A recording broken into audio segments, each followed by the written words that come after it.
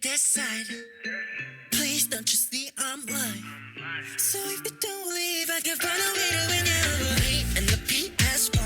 Let you know I'm a PN9. Scores better than this. Or I guess good morning or good night, depending where you are. So I am Yu, and I'll be the instructor for this course for the semester.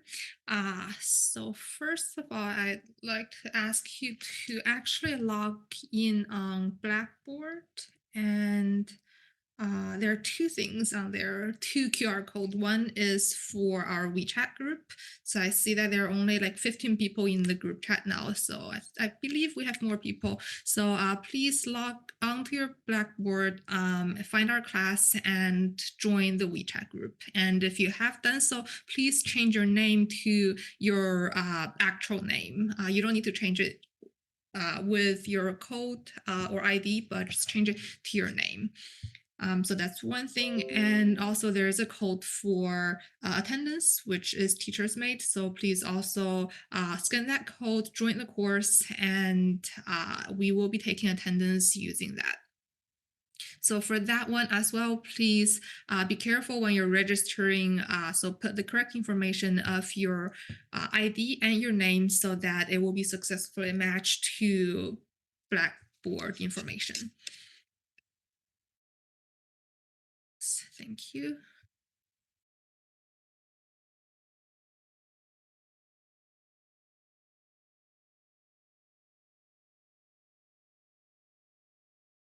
For people for the WeChat, you can scan this one. And please also join the teachers made one.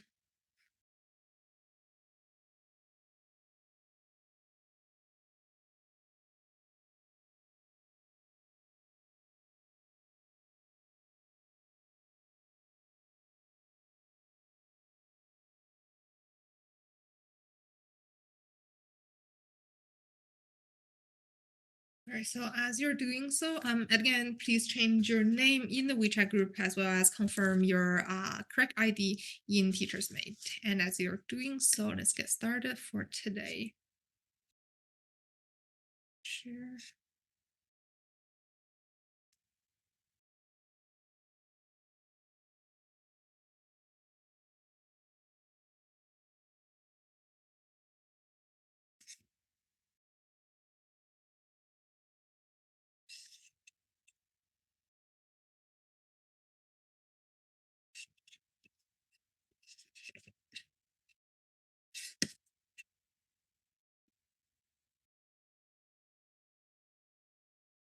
So, I actually that's encouraged. You don't need to, but it would be good if you do so. I'm not sure how many people are willing to. Yeah, we'll talk about that, I guess. And so for today, we are basically, since it's the first class, we will be giving an introduction of we'll be giving an introduction of the course, what we'll be covering, what's expected of you, what's the grade composition, and so on. And we'll also cover at least chapter 1 on the intro from the textbook. And we'll also go into chapter 2 and see how far we can go. Right, so that's the plan for today. And let's get started with just going through the syllabus and the expectation of the class. Right, so about this course, the class time is Tuesday. You can see my shared screen, right, I believe. So class time, sorry, class time is it's Wednesday. Let me see. It's Wednesday. I think I am, make sure I'm using the updated version here.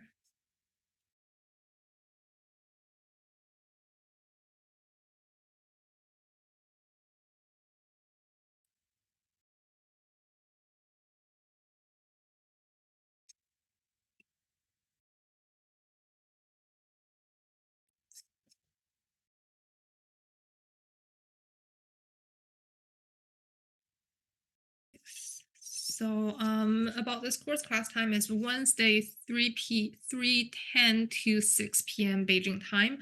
And so that means 3 sessions of 50 minutes. So the plan for the course is, I believe, 3 hours actually very long. And so the plan is to have live session for 2 hours, and then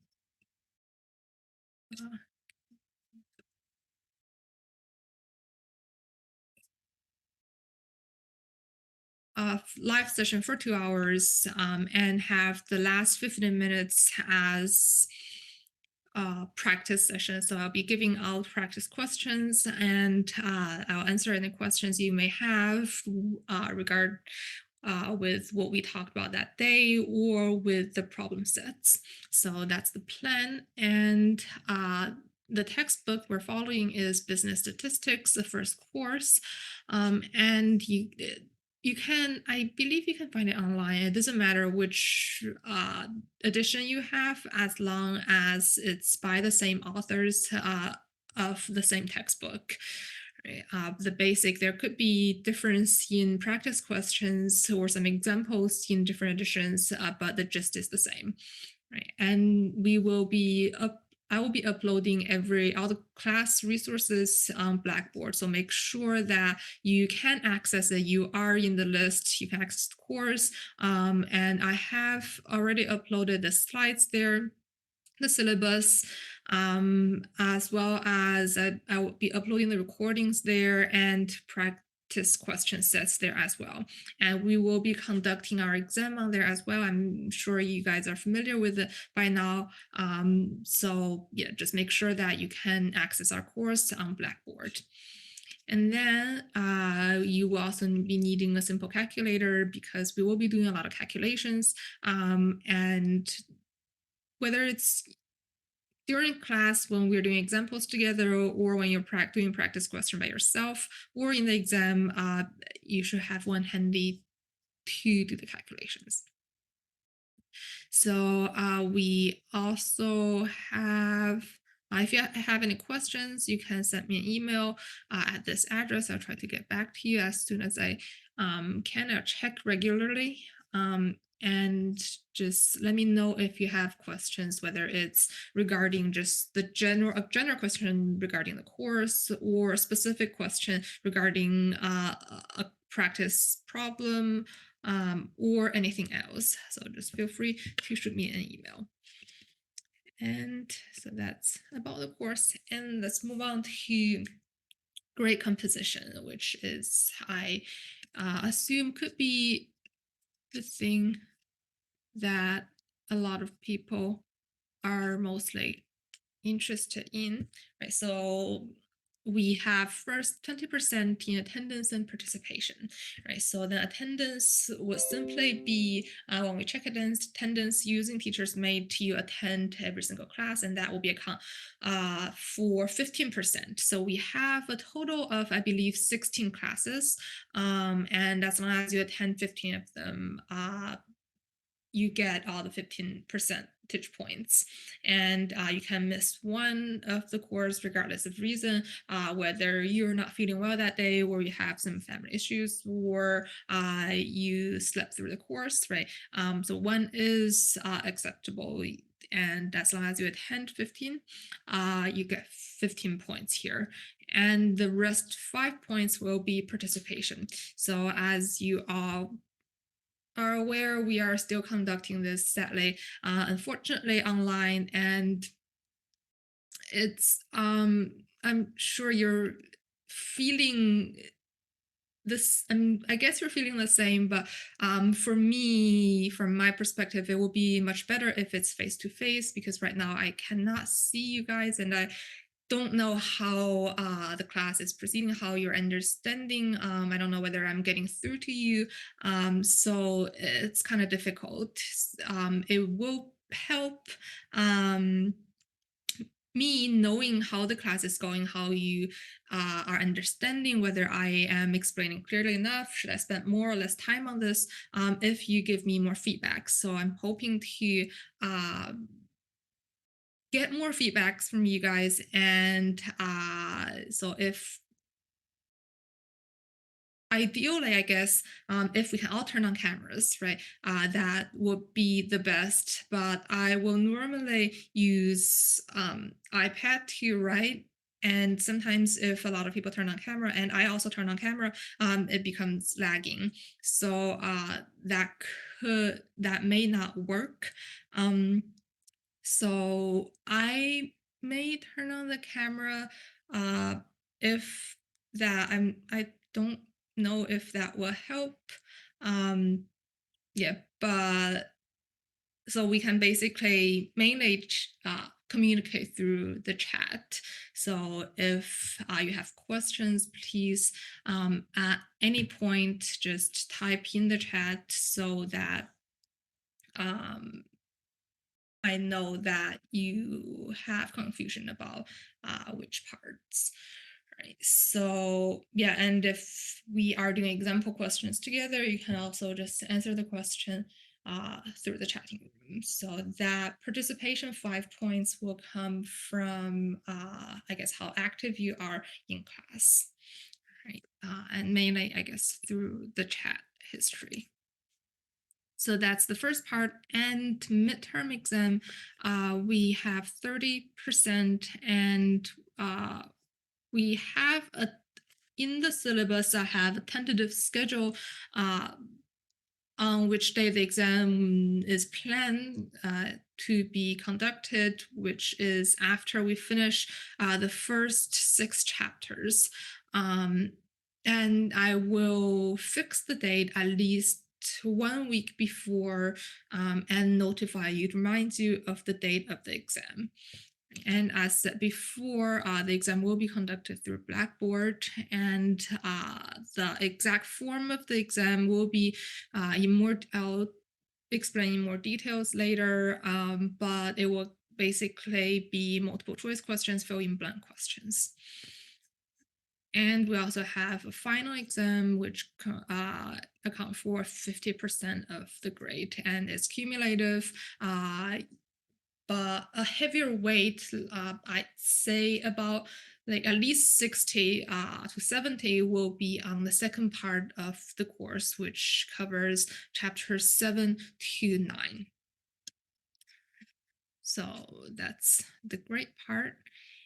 And if you have no questions, let's give introduction of what we're covering in the course, right? So statistics, as you may know, is a branch of mathematics that deals with numbers, right? So it deals with numbers. It takes data that we have, right? Whether we collect the data or someone else collect the data for us, right? We turn all those numbers into useful information that can provide us with hopefully better decisions to make. So that could be if you are a business owner, right, and you have monthly data on your sales amount. You can possibly see how, or maybe even day by day sales amount, right? Then you can see the pattern and the trend of sales, which day is higher, which is lower, and dig up the reason of why that's the case. So statistics is basically taking all those numbers, taking the data that we have in hand, and try to organize in a way that provide us with useful information that helps us make decisions. So that could be simply in the form of descriptive statistics, meaning that we are simply just summarizing this data that we have, right? So how many data points do we have, whether it exhibit an upward trend or downward trend, what's the average, right? And that's descriptive statistics. Or a little bit more advanced would be maybe looking at the relationship between two variables. So whether maybe if I have a company, right, what will affect my sales? Possibly maybe if I spend more advertising, right? If I spend more on advertising, will it correlate, or can I prove that it causes my sales amount to increase, right? So to do that, to find out the correlation or even the causation, which is one step more, right? We will be needing these statistical tools, right? So that's what it is and why it's useful. Right? And so in the course, we'll be talking about concepts. Of course, we first need to know the concepts, right? Know what it means. We introduce the terms. And after knowing the concepts, we'll try to apply it. So the most important thing, of course, is how to apply it. And we'll use applications in business. So we'll give a lot of examples of some different scenarios, right, where you can use statistics to solve your questions. And we'll focus on first computation, right? So we learn the concepts, we apply it in some specific scenario, and we compute, right? So computation could be done by hand or by software. uh, in real life, most of the time we are using software to do so, especially with the more advanced technology these days. Better software, right? They can deal with a very large amount of data a lot faster than human brain, right? However, in this class, we will mainly focus on calculating by hand, and the reason is the reason for that is first. So if we simply just maybe lets you know how to conduct it in the software, it just need maybe one click of the mouse or just one line of the code, then the result will jump out. But it's difficult to, you may not know exactly how that result um, came about, what's the calculation behind. And without knowing that, it's more difficult to know what it actually represents, the interpretation of the result. So to know the interpretation better, to know your result better, calculating by hand is helpful. So we will be learning the concept and try to calculate what we can, right? I won't be giving too difficult calculations, but yes, we will focus on by calculation by hand, but we will also, I may take one class possibly talking about how we can use softwares to conduct those computations. So, then next, we, of course, computation being one important part, knowing how you compute, right? And the interpretation of the result is also important. So after computing, right, you should know what does it mean, right? So how does it help you to make decision, right? So if you find a positive correlation or a negative correlation between two variables, right? Like, first of all, how do you find, like, is there a significant relationship, right? And if there is, right, how strong is the relationship, right? And how can you interpret the result, and how can these results help you to make better decisions? And we'll also talk about the conditions, assumptions that's needed in order to use these statistical tools correctly. So that's what the, I guess, roadmap will be going through. First, introduce the concept, and then applying in different scenarios and calculate and interpret. Right. And one important thing here is to have a lot of practice. So we will be doing a lot of calculations in the course, and I don't think they are very complicated. I believe everyone is able to do it, but it may take some practice, and we will be going through it together in class. But it will also, if you want to do well in the exam or in general, understand these material better, it will require you to actually, after class, try all the practice questions. And if you have any questions, ask me anytime. So I will be uploading those questions, and that will be for you to try on in the last session of each week's class. I won't be collecting them, so it will be up to you to actually make sure that you do it. Right. It will for sure help you understand better and be better prepared for the exams.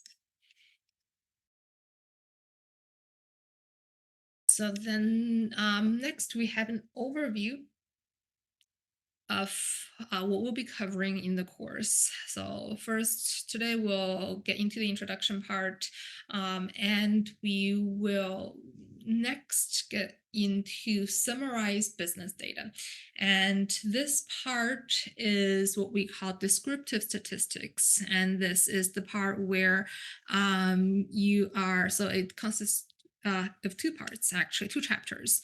One is organizing and visualizing data, and we will get in a little bit into this chapter today on maybe possibly organizing data. So this is how in this chapter we'll talk about how do you collect data, what are some typical ways, how do we get data, right? And after we get the data, right, in which way do we organize it, and how do we visualize it? What kind of graphs can we use? What kind of figures, tables is appropriate for which type of data, right, for your purpose? Right, so we'll be talking and giving examples about figures in here and tables. And then next chapter, this is chapter 2, right? And for chapter 1 and 2, there's basically it's mainly concepts and there is no calculation. But starting from chapter 3, numerical descriptive measures, there are a lot more calculations. So numerical descriptive measures will give us will have us do like the simplest being what's the mean, right, of this data set, and if we're looking at two variables, how do we calculate the correlation, the strength of the relationship, and or if we just have one variable, what's the variation, and so on. Right, so that's numerical descriptive measure chapter, right? And then right, we have drawing conclusion, right? So this for this chapter, for this part here, we have basic probability.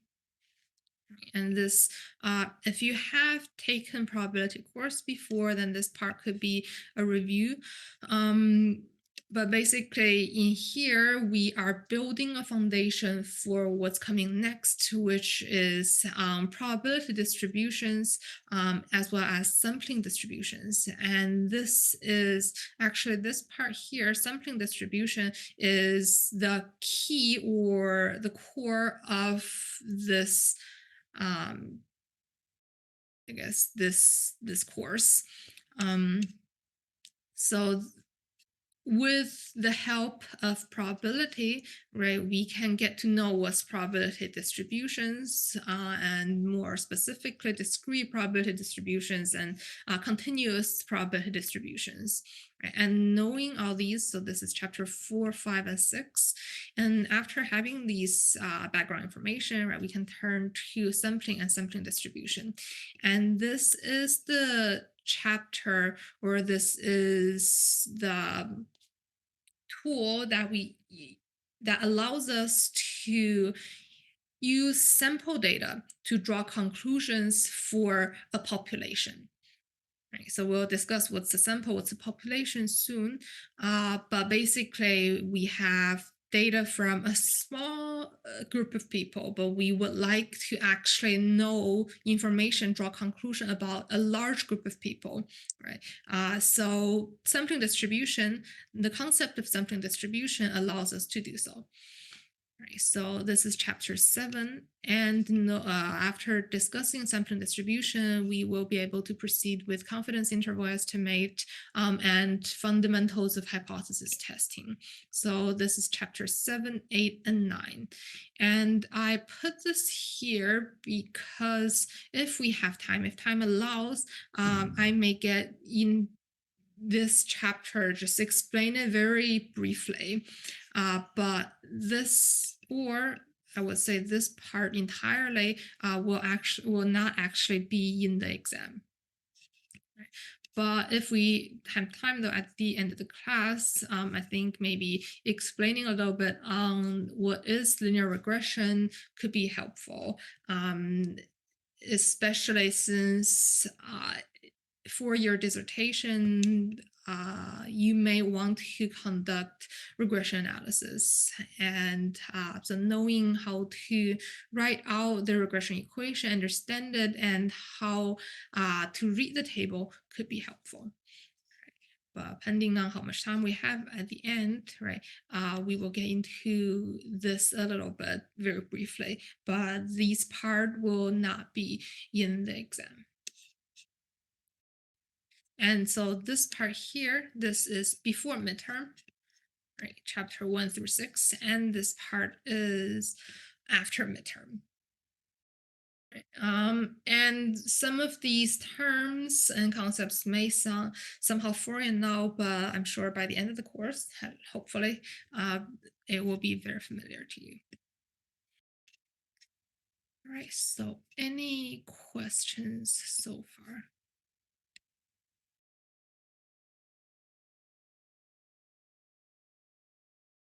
All right, great, thank you. Thanks. Yep, you don't need to all say it. Thanks for participating though. So let me keep sharing it.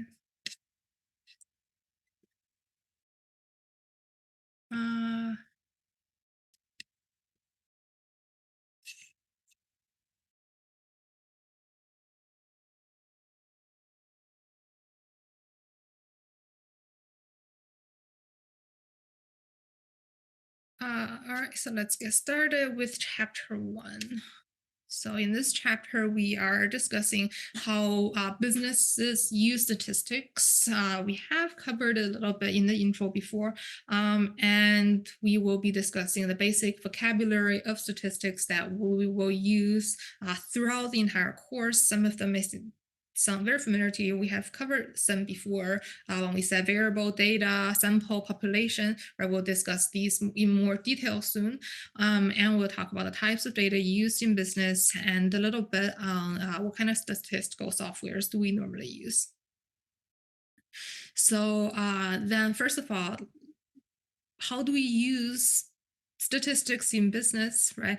Or at least why do we learn statistics? Why is it useful to business major, right? So one first reason is it can help us to make better sense of the world. So since nowadays, especially if you read any report or anything, if you hear anything in the news, right, there's always some sort of numbers attached, right? Whether it's the number of people infected with COVID, or if you look at the example I have given here, polling results, election, which I know that Korea is doing these days. So you may see a lot of numbers on, which party may win, what's the probability, and how do they reach those numbers, how can you understand those numbers better. It may take some statistical knowledge to make better understand, right? So first of all, right, having all those numbers, right, having all those data, due to maybe more advanced technology these days, right, knowing how to analyze is important. Right. And also more specifically for business, right, it can possibly help us to make better business decisions, right? So for example, if I would like to know whether I should engage in ESG, right? This is a hot topic these days, right? Environment, social governance, right? So should I increase my company's ESG score? Should I spend more on environmentally friendly material? Should I have better labor uh, relationship, right? Will that affect my, say, stock market price? Will that affect my maybe reputation? Will that affect my sales amount, benefit, right, profit? So to analyze that, right, one way is to use statistical tools, right? So we may try to establish a correlation between your ESG score rated and the sales amount or stock price and so on. Or before, as we said, right, if I would like to, if I want to decide how much to spend on advertising, right? So I may uh, want to know, right, how much does, first of all, does advertising help with my profit, right? And second of all, if it helps, right, how much does it help, right?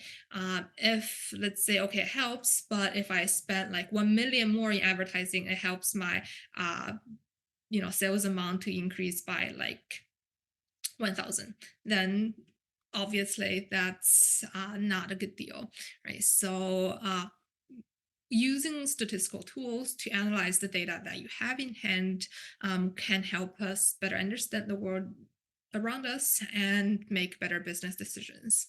Right, so that is why, right? So more specifically, in business, how do we use statistics? The first is to summarize business data. Right. So this is simply to name the ones you've all done before, calculating for the mean, the median, right, and the variance, right? So let's say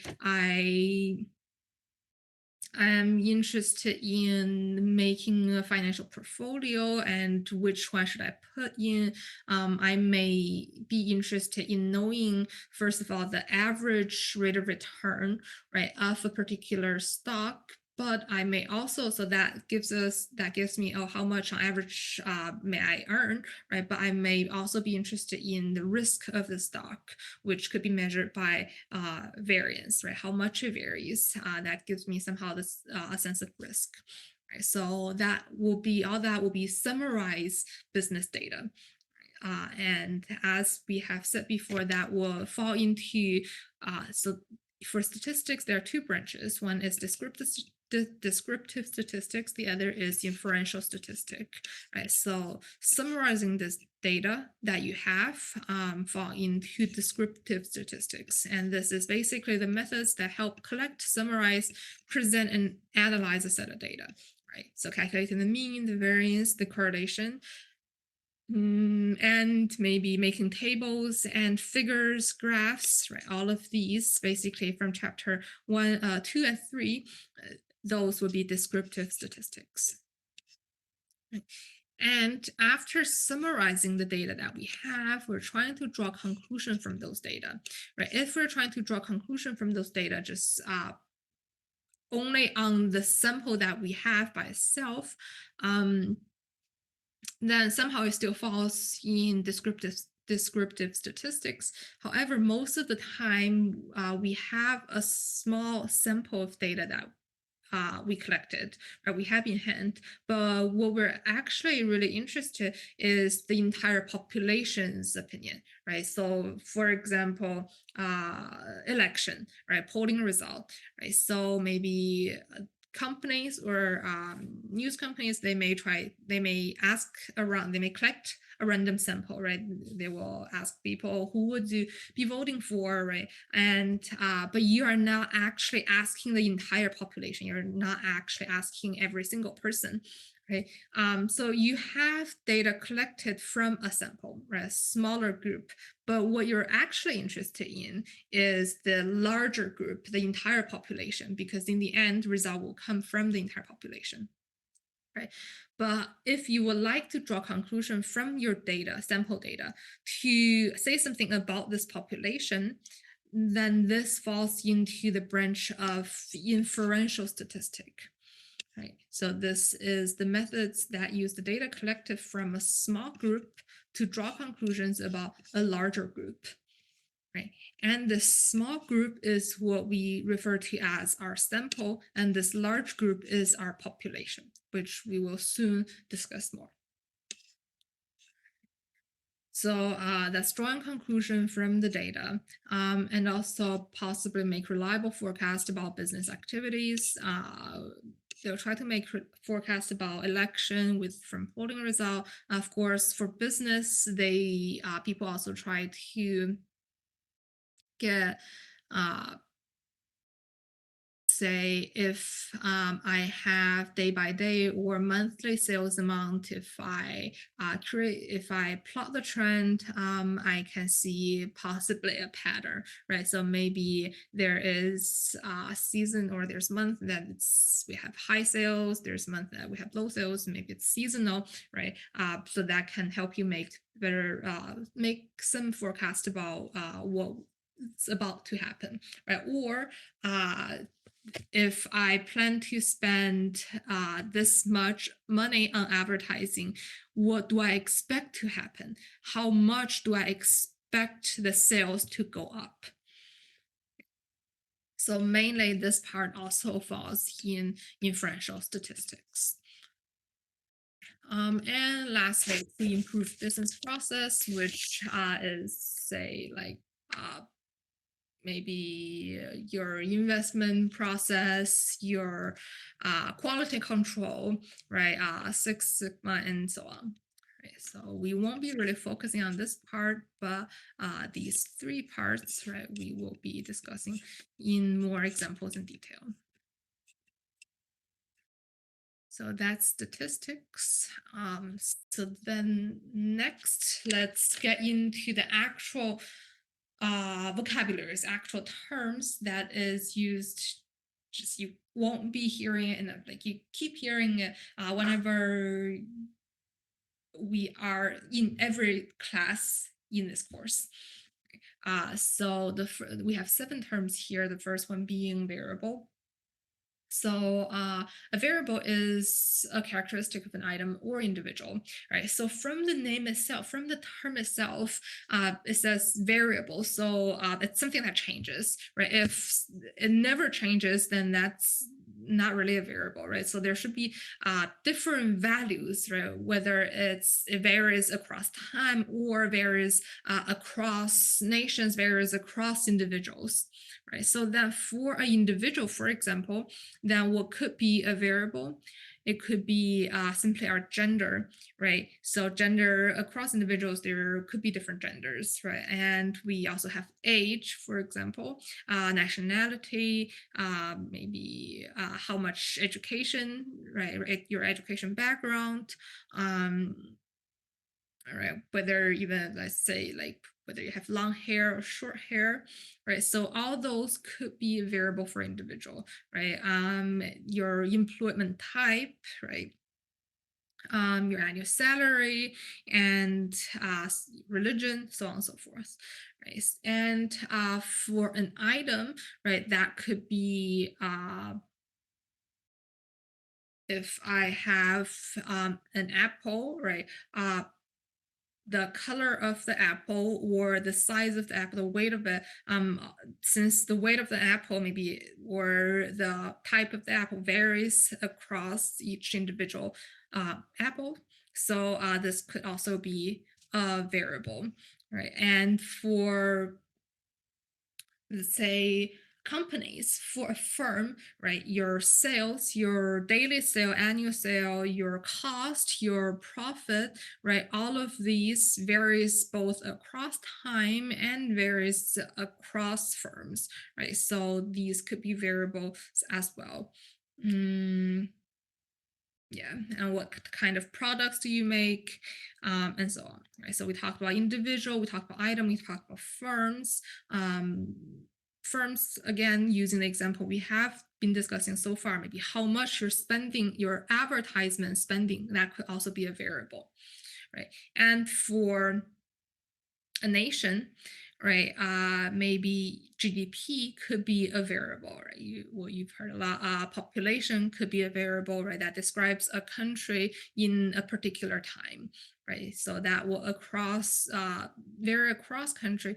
Yes, birth rate for a country, right? That also changes, right? Birth rate, fertility rate, which in recent years it has been falling. So if you're looking at like birth rate, fertility rate across time and across nation, you may find some patterns, and maybe that in itself can present some pattern. And birth rate or fertility rate, they can also affect other sectors of the economy.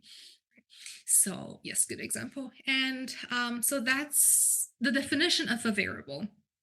Right, so as you can see, basically anything, right, can be a variable. Um, and then why do we need a variable, right? So we want data, right? Basically, so once we define a variable, let's say birth rate, right? Or for individual,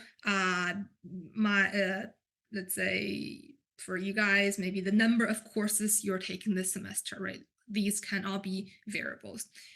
But once you have a variable definition, right, there should be data values attached, associated with that variable for each individual, or for each item, or for each nation. Right? So for birth rate, then if you're using nation as one observation, then for each nation, for each year, there is a value attached associated to that variable. So depending on how many countries you're analyzing, how many years you're looking at, right, you have data associated with that, or you have different data points, right?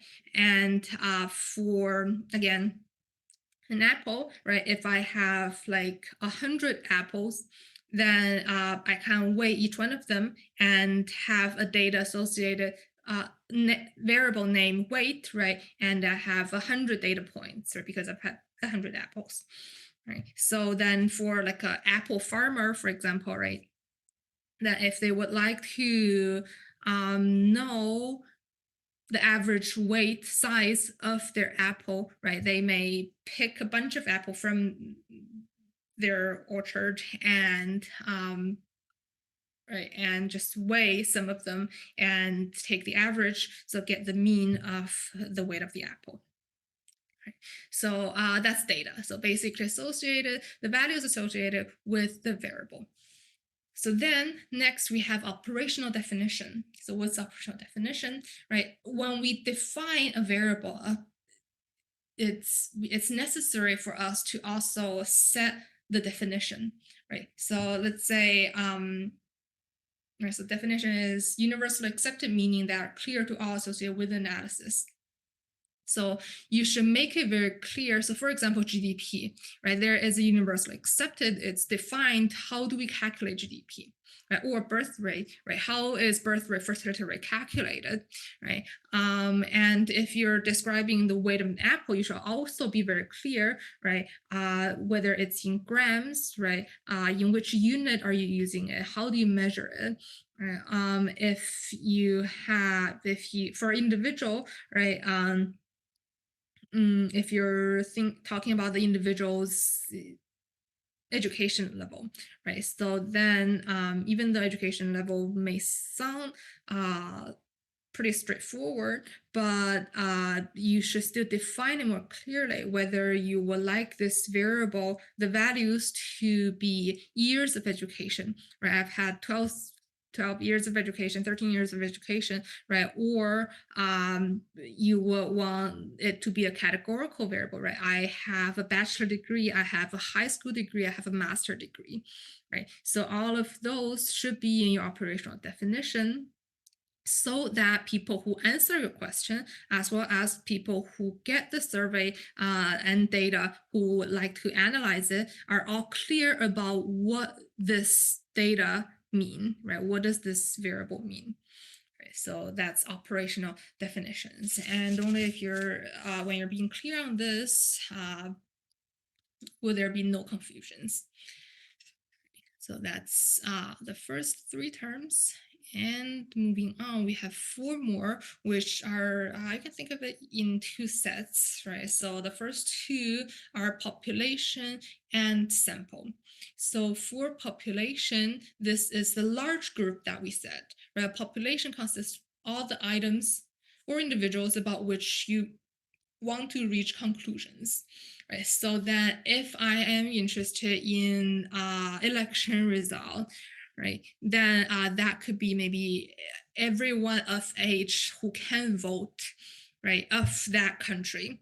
Right. So then in that case, all of those people who are of age who can vote in that country, right, should is my population. Right. So your population consists of every single person, right? In your population, that should also include, say, people who are in China right now, for example, if for a Korean election, right? So Koreans who are abroad, right? So that also will be included in the population, right? So the population is the largest set, right? The entire set of all the people who your question is concerned with.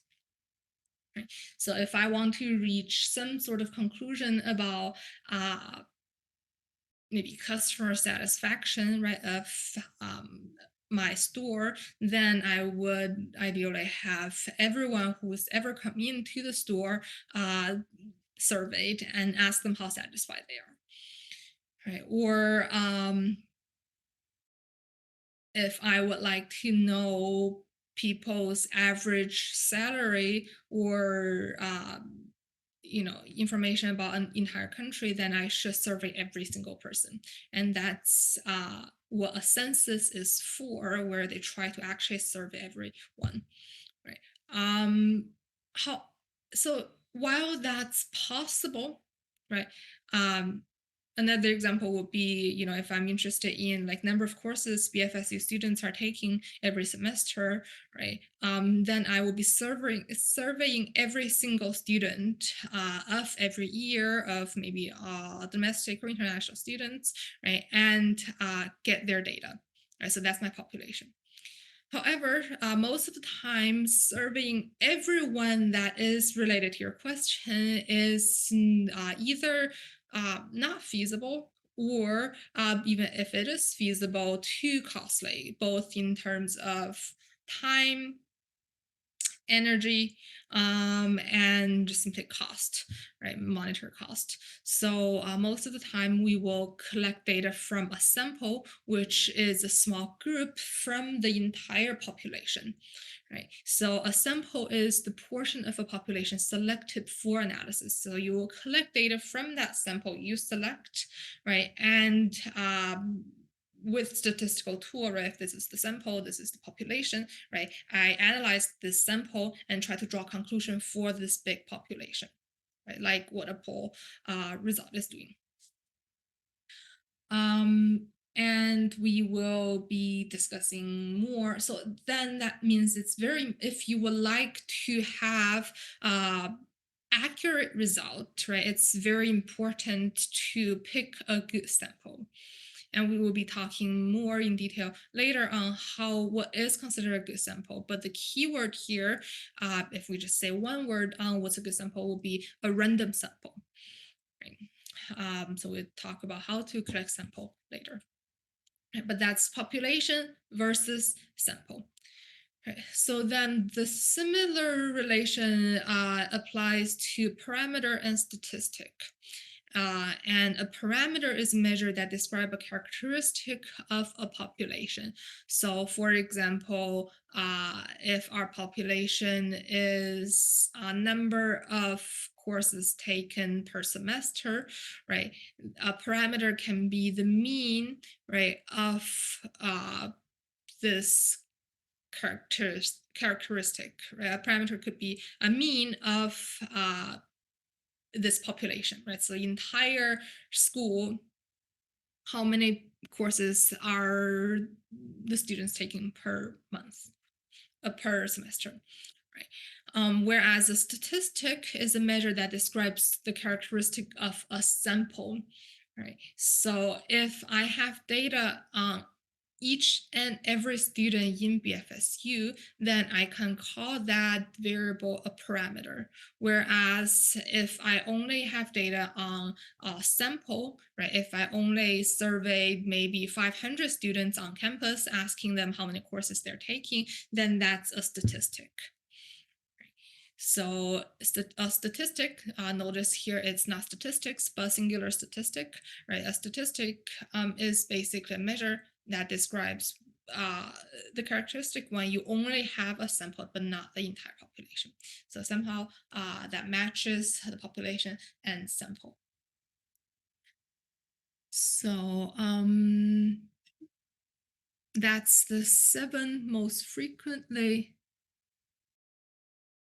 Statistic is not the uh yes, so it describes, right, is a measure that describes the characteristic of a population.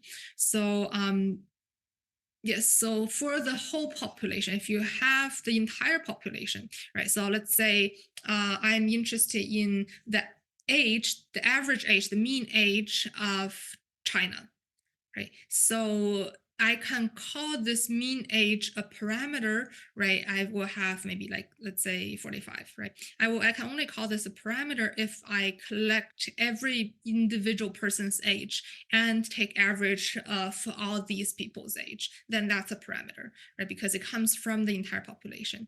Whereas a statistic is when you do not have information on every single person, but you randomly draw about like 2,000 people, right? So in that case, you get everyone's age, you take the average, and that mean you get from the sample is what we refer to as a statistic. Hopefully that makes sense. So basically, whenever you have a sample, you calculate anything, you analyze the data, you calculate anything from the sample, that's statistic. Whereas if you have the entire population, whole population, then whatever you calculate from there, whether it's the mean or the variance, will be parameter. Hopefully that answers the question. And if you have more questions, feel free to let me know. Otherwise, let's take a 10 minutes break and come back. So say 4:11, and we'll continue with chapter 1 and 2.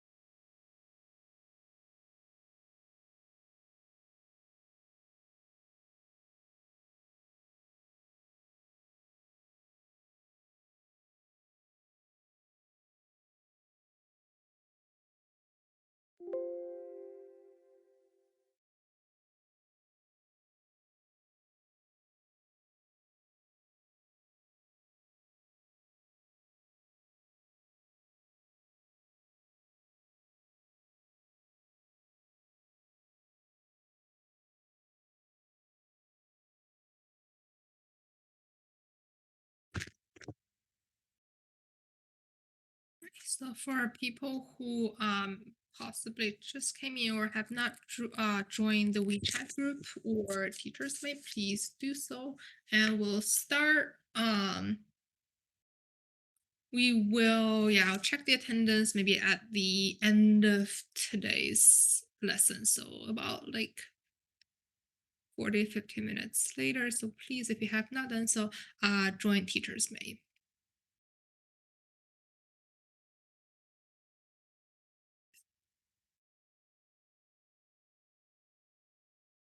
So we have explained the basic terms so far: variable data, operational definitions, population, and sample. And the important difference here, as we said, explained before, the population and the sample. And typically what we are trying to do, why do we use statistics? Because we would like to know information of the population, but we only have sample data, right? So to establish that connection, to link, sample, and infer about the population, we need statistical tools. We need probabilities, we need probability distribution, we need sampling distribution to make that connection, right? To make the bridge and make the inference possible. Okay, so again, a statistic will be a population, right? Again, using this apple example, right? If you're a farmer, right, you own an orchard and you have like thousands of apple trees, right? You have a lot of apples, right? So then if you want to know the average weight of the apple, right, of your entire orchard, right, then every single apple constitute together constitute the population. And if you want to know the average weight, then a parameter of this mean will be if you take the weight of every single apple in the orchard, which is the entire population, and that will be that mean will give you, can be called a parameter, right? Whereas if you just take a small sample, right, you take about 500 apple and weigh each one of them, right, and take the average of these 500 of the sample, then that's what we call statistic. So then having that in mind, let's turn to types of variables, right? So previously we have said that anything can be a variable, right? As long as it varies, whether it's across time or across nation, across companies, across individuals, or across items. And more specifically, we can separate them into two different types of variables, namely the categorical variable versus the numerical variable. Or you may also see qualitative versus quantitative, but categorical and numerical are used more often. Right, so categorical variables, they by name, right, they have values that can only be placed into categories, right? So say maybe which year are you right now? So that would be maybe freshman, sophomore, junior, senior, right? So you will be placing yourself in one of these categories, right? Or what nationality, which religion, right? All of these will be placed into categories. So those are categorical variables. Or if you're conducting a customer service satisfactory survey, then that could have asking a question, are you satisfied or not? Then you may say yes or no, right? Or possibly very satisfied, somewhat satisfied, not satisfied. Right. So those variables where you are placing your data, your each individual or each item into different categories, those are categorical variables. Okay. And numerical variables, on the other hand, they have values that represent quantities. So then that means now you don't have like yes or no, right? You don't have very satisfied, not very satisfied. You're not placing it into categories, but instead you have numbers, right? And to be more specific, you can separate them into discrete versus continuous. So discrete will arise from a counting process, right? So say how many courses are you taking this semester? Then you're counting, I'm taking 1, 2, 3, 4, 5, right? Or how many part-time jobs have you done, right? Or how many cups of coffees did you drink today, right? So all of these arise from counting process, and they can only take whole numbers such as 0, 1, 2, 3, 4, 5, 6, keep going, right? So then these are discrete variables. Whereas for continuous variables, as the name suggests, you can take any value and it arises from a measuring process. Right? So it does not have to take whole values. It can take 1.11112, right? Technically speaking. And so that could be maybe your height, which is measured, right? Time, right? So how long does it take for you to finish a burger, right? So that's a measuring process. How long do you need to wait, to get a cup of coffee in Starbucks, right? So that's also a measuring process, measuring time.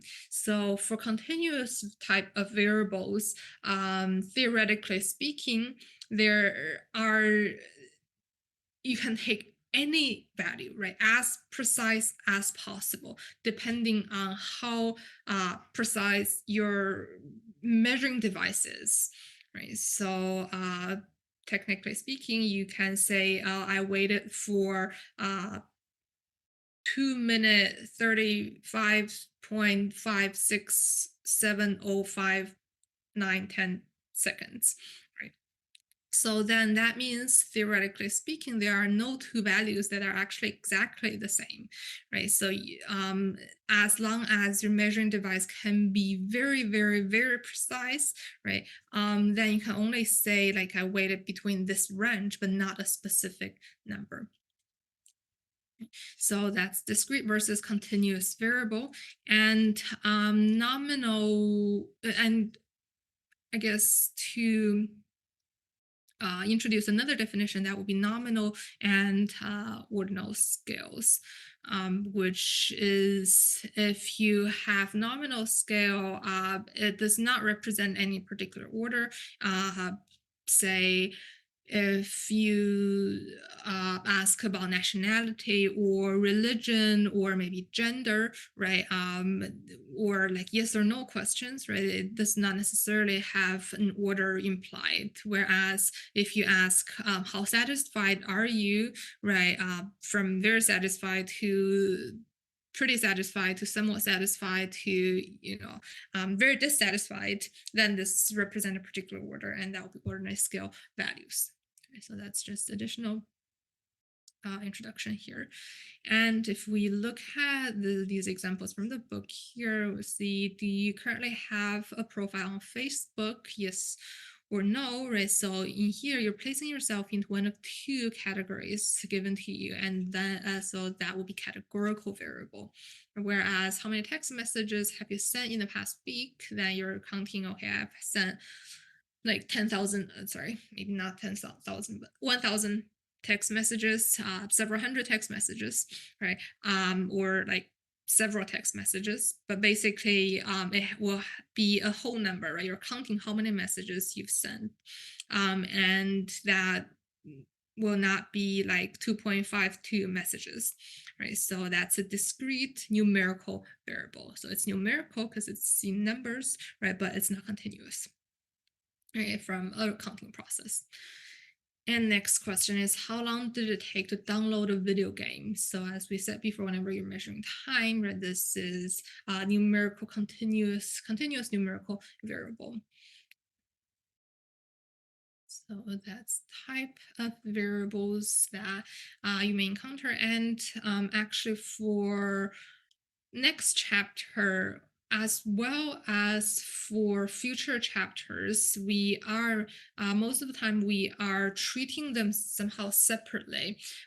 So in the next in chapter 2, for example, when we are visualizing data, right, for categorical values and from numerical categorical variables, and for numerical variables, we have maybe different chart that can help us to see your data better, right? And as well as for chapter 5 or 6, we talk about we separate into discrete probability and continuous probability distribution, right? So we will be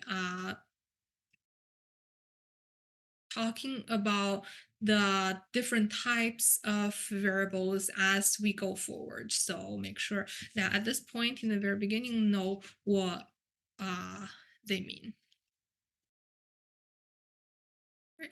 So lastly, in this chapter here, some statistical software, right? So we in the book, I believe they have some appendix on how to uh, get the values that we'll try to calculate by hand using Excel or Minitab. I'm sure you're all somewhat familiar with Excel. It's easy. It's in some sense it's very easy to use when you just want to get like quick numbers, mean, median, and stuff, right? I don't really have actually much experience with Minitab. Uh,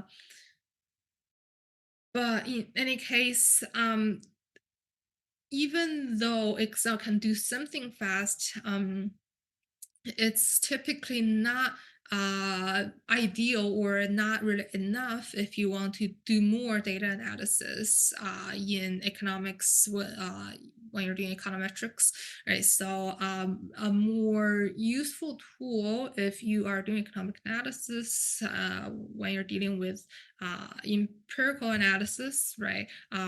We typically use Stata or R. And Stata is, I believe, used most often. You may have also heard of other softwares like SPSS. Right, but I think Stata is the most used one. It has set code for when you're running different types of regression. Right, so it's a good software to use. It's the only problem is that it's not free. And R, on the other hand, you can also work with R, and it's free.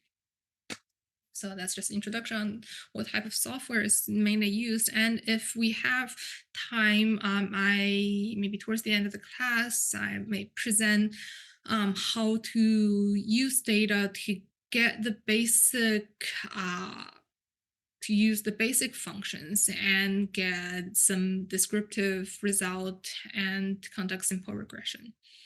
Of course, other softwares include MATLAB, Python, C languages. Those are just more advanced. And of course, if you're familiar with them, you can use them, but we won't be there are people using those in economic research as well, but we won't be getting into those in this class. So that's chapter 1. Any questions for chapter? No, you don't have to download any of those. If you are thinking about doing more in whether it's research or data analysis in economics, I do recommend Stata, although the only problem being not that I encourage I guess it's very expensive to purchase the to rent the license. So yeah, that's the only downside of Stata. So you don't need to download Stata. Yes.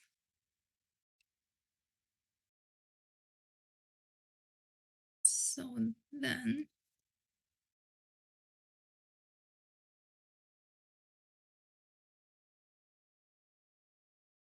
with no other questions, let's move to chapter 2.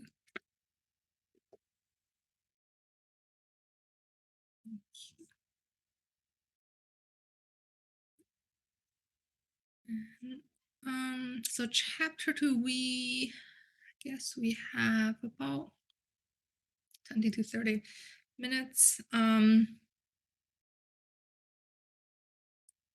let's get into chapter 2 and find a good point to stop. And we'll continue this chapter next time. Right, so chapter 2 is on organizing and visualizing data. Right, so basically, we'll be covering the source of data used in business, and then table and charts for categorical data and for numerical data. Right.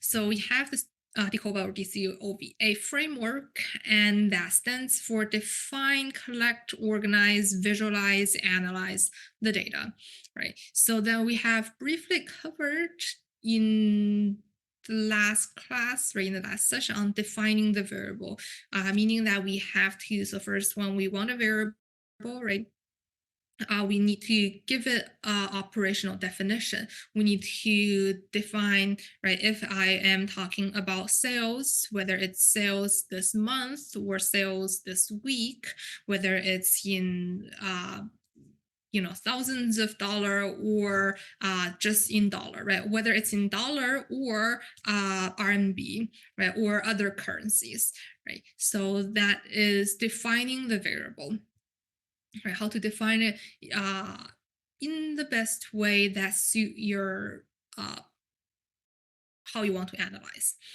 Okay.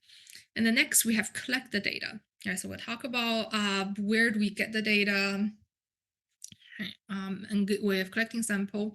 And then we'll also talk about once you get the data, how to organize it in a way that presents a pattern, and then how to visualize it in charts and graphs. And then analyzing the data will be more what's coming from chapter 3, right, starting from chapter 3. All right, so then data collection part, there are mainly two types. One is primary source data collection, the other is secondary source, right? And primary source is basically you are collecting the data by yourself, whereas secondary source is you download data from somewhere else, and you use maybe other the data that's collected by someone else or just company data, right? So that's primary, collecting by yourself, and secondary.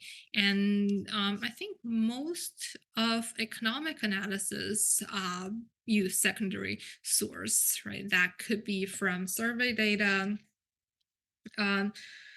and from say organizations data such as World Bank, IMF, and so forth.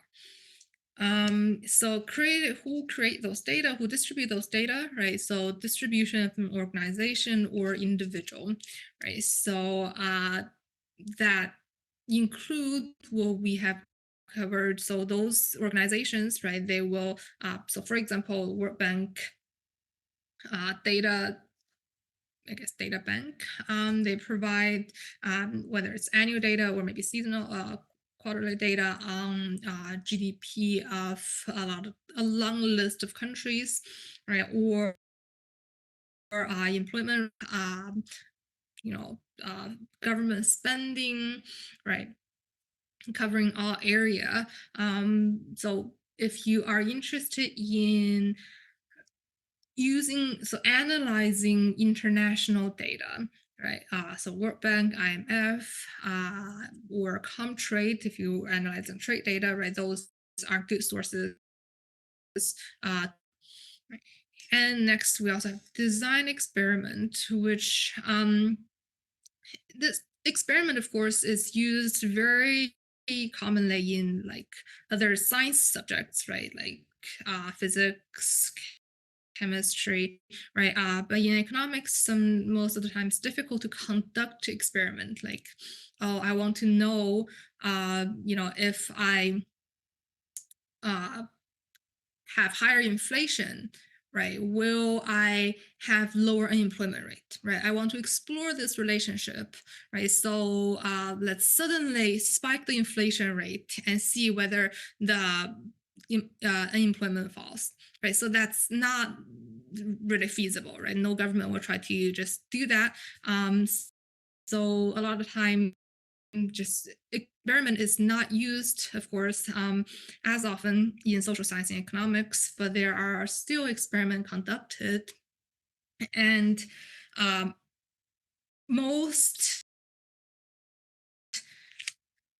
years ago, they're the Nobel Prize winners in economics. They actually won the Nobel Prize because of their experimental work, in which they conduct field experiment in developing countries. Right, so they'll go to developing country. Maybe they'll separate different villages, right, and they'll randomly pick maybe like 10 villages out of the 20 villages, and they will inject some treatment there, whether it's to provide more healthcare information, right, or to build some like schools, or like give out some pills, right, and see if the treatment group, and if there's difference between the treatment and the control group, right, so that's also one way to get data, right, that's somehow like raw primary data. And that's a popular trend in development economics, although of course it's still constitute a small portion of economic research. And other data comes from survey, let's say the census, for example, or health survey, labor force survey, right, health and retirement survey, enterprise survey, right, all of those, what they're doing is, except for the census, um, all the other type of surveys, they will pick uh, to their best extent a random sample, and then they'll go survey all these people, right, that they selected in the sample, and they'll conduct these lengthy surveys. If it's about income survey, that may be like, what's your income, what's your educational level, what's your background, all those things, and those are conducted almost, I think, in every country. Typically there will be household survey, labor force survey, health and retirement study, right? And those are on individual level. On company level, there will be enterprise survey, right? So that's also one way, actually most typical way of economic typical source of data for economic analysis. And we also have observational studies where you basically do not go ask around or perform experiment. You just like be there and observe and collect data, right? And ongoing business activities will also generate data. Whenever if you have a business, right, obviously you have like all the cost information, revenue information, sales information, employee information, and so on. And lastly, we also have big data with better technology. Right now, it's very easy to just get data from online, right, in big amount. So that's also another form. Right. So those are the ways of data collection. Right. So then after we collect the data, right, how are we organizing it? Right. So we'll look at organizing categorical data first. So one way is using a summary table, right? Since now we're talking about categories, right? So that means for each individual, right, they are choosing just one out of, in our example here, 4 categories, right? So you can place, if we have 100 people, you can place each single one of them into one of these 4 categories. So if I have 100 people, and if 15 of them say they pay cash for their monthly bills, right? Then this is 15%. And if 54 of them say I use check, then like 54% here. So if added up together, it should be 100%. So this form right here is what we refer to as a summary table. So you've probably maybe created something like this before, right? This is a pretty concise and pretty clear, presents just easily accessible information. Right? So this is for a single categorical variable and presents tally response as frequency. So it could be frequency. If it's frequency, then it's just simply the number of individuals belonging to each category, or percentages for each category. And so this is another example, right? So with the summary tables, it's very easy to see, to spot, right, which category has the highest percentage, and that can just write off this, that help us to maybe focus on the problem, right, help us to realize, maybe let's say here, right, says how adults pay monthly bills, right? Since the survey results said like more than half of them pay by check, then if you're a business, then you may want to at least accept the check payment type, right? So that it's convenient for those people who like using checks. Or if it says main reason young adults shop online, and we'll see that most people shop online. Top two reasons are better prices, avoiding holiday crowds or hassles. Then if you are an offline store, right, if you're a mall, then you may want to have more compatible price and maybe make your environment better in order to attract more people. So that's summary table.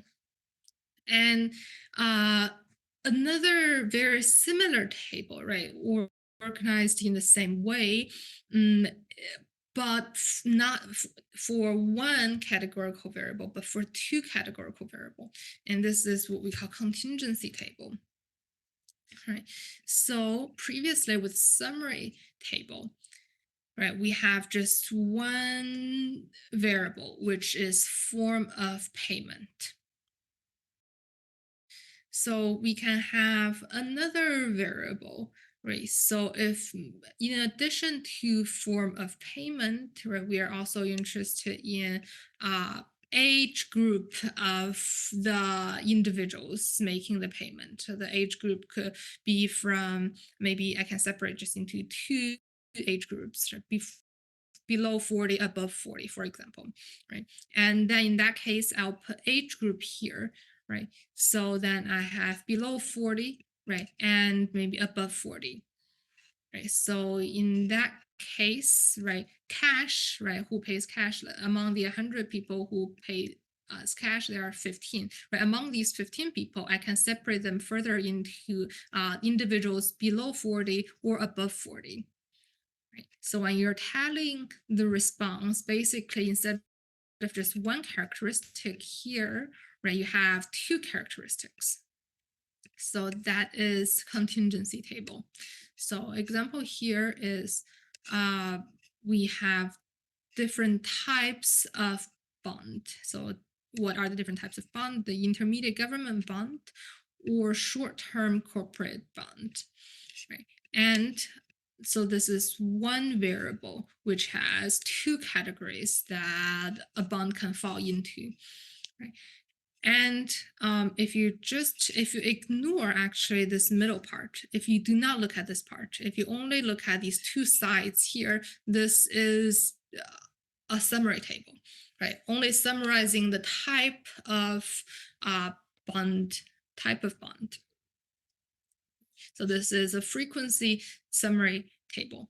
However, now we want to further separate it or investigate this, adding one more variable in here, which is whether it charges fee or not. Right. So then the total bond here, right, that are intermediate government bond, 87 of them can be separated into 34, right, that charges a fee, and 53 that does not charge a fee. Right.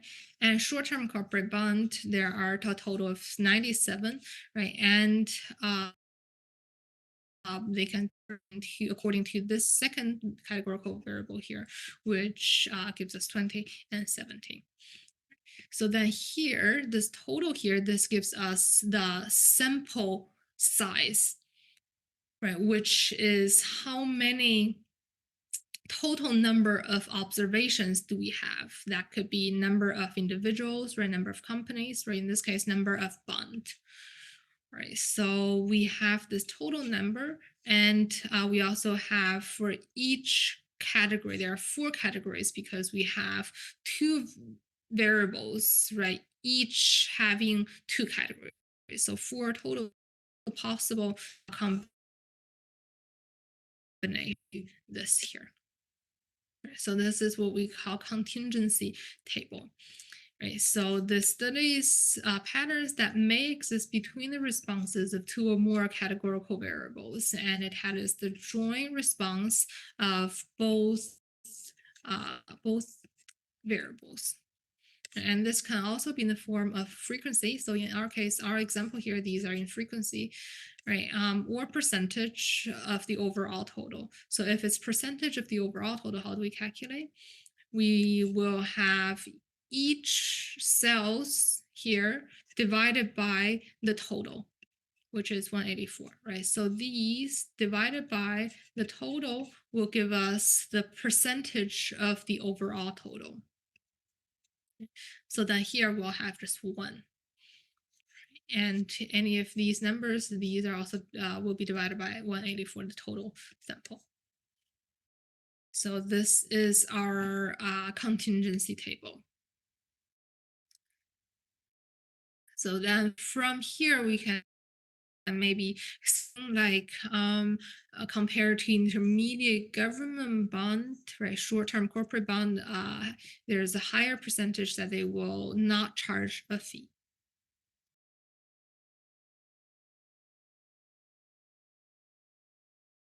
So this is another example here. Does it take more time to get yourself removed from the email list than it used to?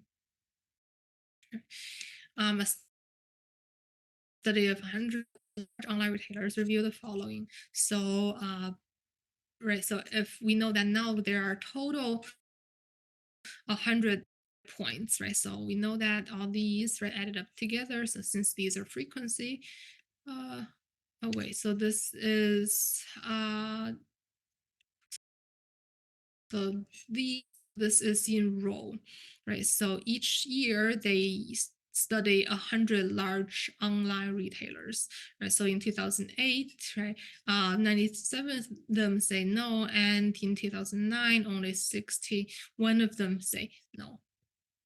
Okay, so this is another example of how you can create a contingency table. Basically, you have 2 rows, one placed down here and one placed in here.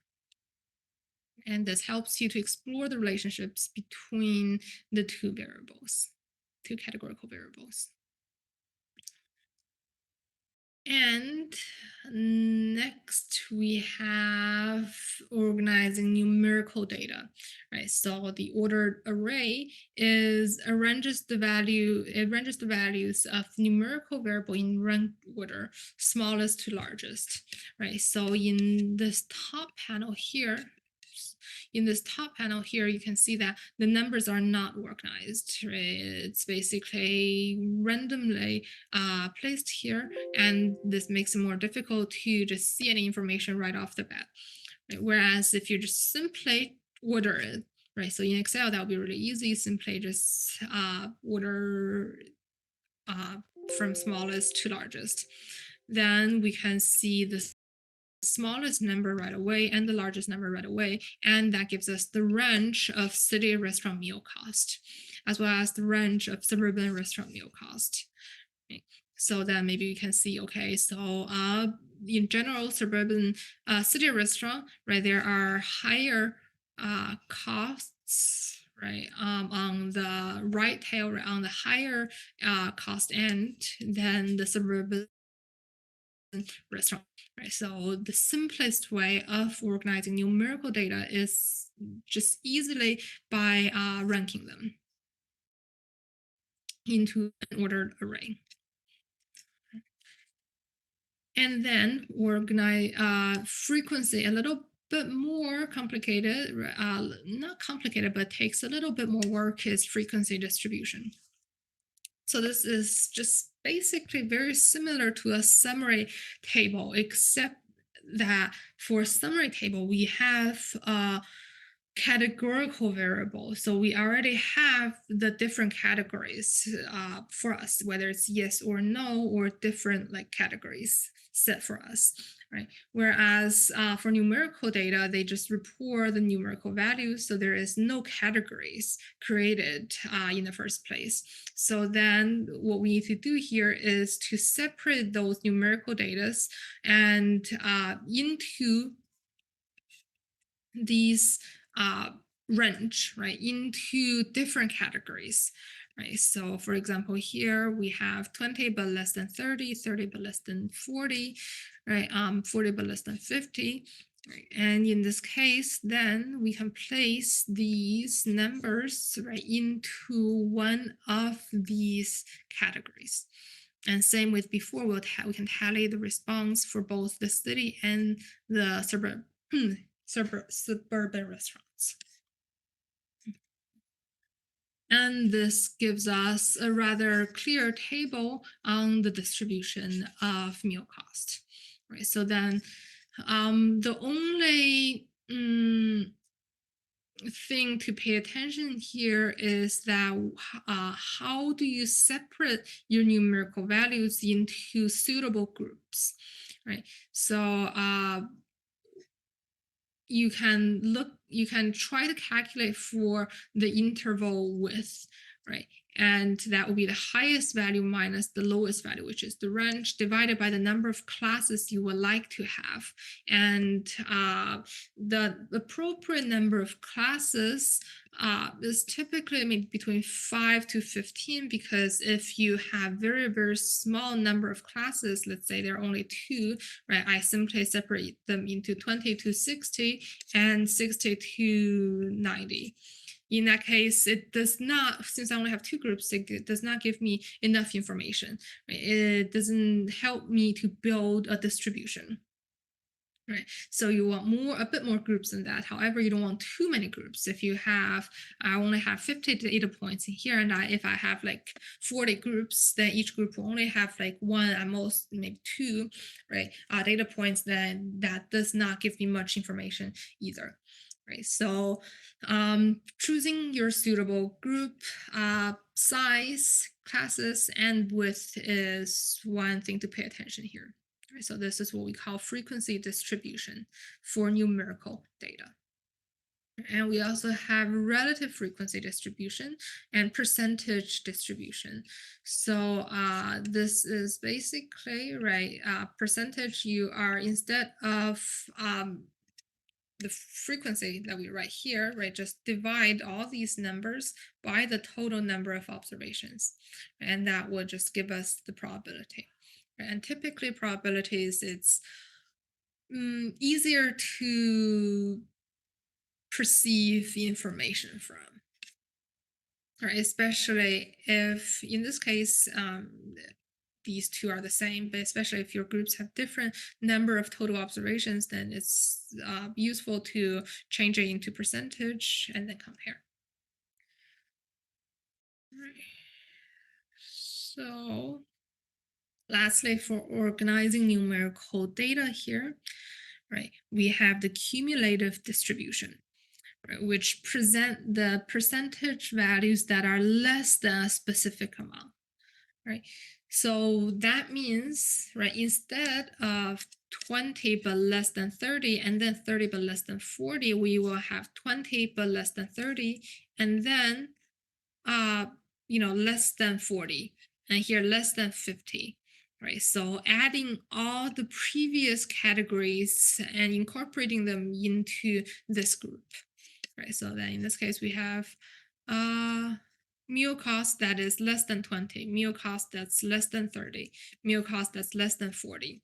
Right, so you're basically adding up, right, all the previous numbers here together, and your cumulative distribution will of course be increasing. So here we have 0, and then add this, we have 8, and these two added up together, right, we have 28. Right, so if you are interested in finding out you know, cumulative numbers, just how many restaurant, what's the percentage of restaurant that are below a certain number, then cumulative distribution presents a good table. So that's different ways of organizing categorical and numerical data. Right. So when you're creating tables by yourself, or if you encounter tables, you should maybe know at least how to read it and how to get information from the tables. And then next coming up, we have visualizing data, right? And we also separate this part into categorical and numerical data. So we'll keep this part for next class. So then for the next class, we will have visualizing data. We'll finish this chapter, right? And then we'll start on chapter 3, which is descriptive, calculating the descriptive measures. So since it's the first class today, and for this part, since it's mostly concepts, right? There's no practice questions. So just if you have time, review what we talked about today. I'm going through chapter 1 and 2 pretty fast because there is no calculation, right? Mostly concept. But do try to understand these material, and please let me know if you have any questions. And let me take attendance on Teachers Mate.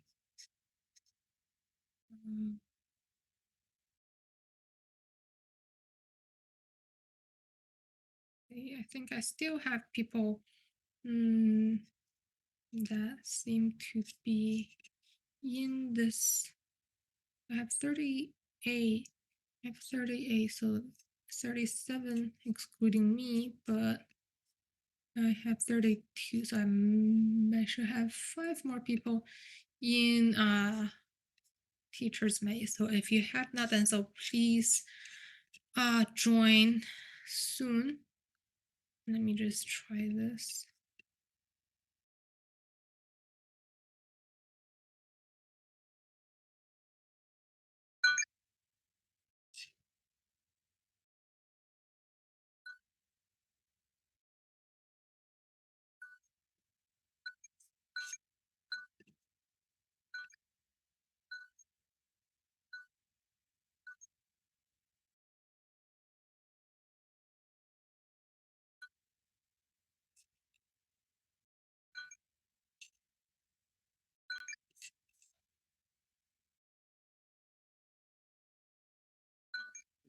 Right. So then that is it for today. If you have no questions, we'll finish here. And again, like the format of the class for the semester will always be we have first 2 hours, the 2 sessions as live session, the next session for practice and for office hour. So if you have more questions, please let me know anytime. Otherwise, thank you guys for being here, and I will see you guys next Wednesday. Bye. Thank Have you, a nice Thank you, day. Professor. Thank you, guys. Thank you, Professor. Thank you, Professor. No problem.